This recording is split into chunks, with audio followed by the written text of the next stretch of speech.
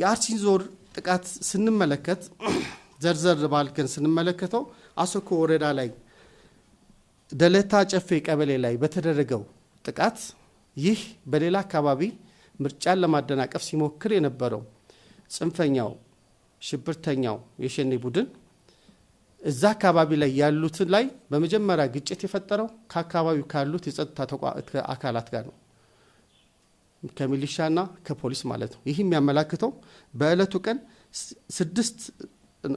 ቀን 5 የሚሊሻ አባላት 3 የፖሊስ አካላት ተሰውተዋል። ይህ የሆነ ያለ ግን እነዚህ የሚሊሻ አካላትና የፖሊስ አካላት ከዚህ ጽንፈኛ ቡድን ጋር እየታገሉ ባሉበት ሁኔታ ከአካባቢው ሰው እንዲሸሽ ብዙ ስራ ሰርተዋል። ያም ሆኖ ግን በዛው ወረዳ 4 ሲቪሎች ተገለዋል። በተመሳሳይ በቦታው ላይ በአሰኮ ወረዳ ላይ የሚገኝ አንድ የኢትዮጵያ ኦርቶዶክስ ቤተክርስቲያን የተቃጠለ ሲሆን የአንድ የመንግስት ጤና ጣቢያና የቀበሌ ጽህፈት ቤትም ተዘርፏል። 65 የግለሰብ ቤቶችም ተቃጥለዋል። ስለዚህ ከአካባቢው የወጡ የህብረተሰብ ክፍሎችም አሉ። በተመሳሳይ በሸርካ ወረዳ የሽብር ቡድኑ ታግተው የነበሩ 2 ነዋሪዎች ተገለዋል።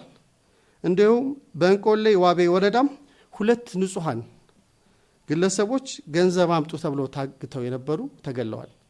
ይህ ሁኔታው ሆኖ ያለ ይህ መሆኑም በጣም አሳዛኝ እንደሆነ ሁሉም የህብረተሰብ ክፍል የሚያምን በመሆኑ ምክንያቱም ሰዎች ተበድለው አጥፍተው እንኳ ቤተክርስቲያንና የሃይማኖት ተቋማት ይጠለያሉ እንጂ ቤተክርስቲያንና የሃይማኖት ተቋማት የጥቃት ማዕከል መሆን ታሪካችንም እሴታችንም አያገልጸንም። ይህ አሳዛኝ ድርጊት መወገዝ እንዳለበትና መንግስትም በጽኑ ያወገዘው እንደሆነ የገለጽን ግን ጉዳዩ ላይ ፋክቶችን ለማዛባትና የተለየ ቅርጽ ለመስጠት የተካሄደውን ሁኔታ ግን በጣም በጽኑ እናወግዛለን፣ እንደ ሰላም ሚኒስተር ማለት ነው። ጉዳዩ በልኩ መታየት አለበት የሚል ጽኑ እምነት አለን።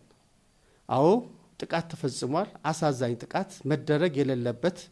አዎ እነዚህ ንጹሃን አማኞች መጎዳት የለባቸውም። አዎ የእምነት ተቋማት በክብር ልናከብራቸው እንጂ ልንጎዳቸው አይገባም።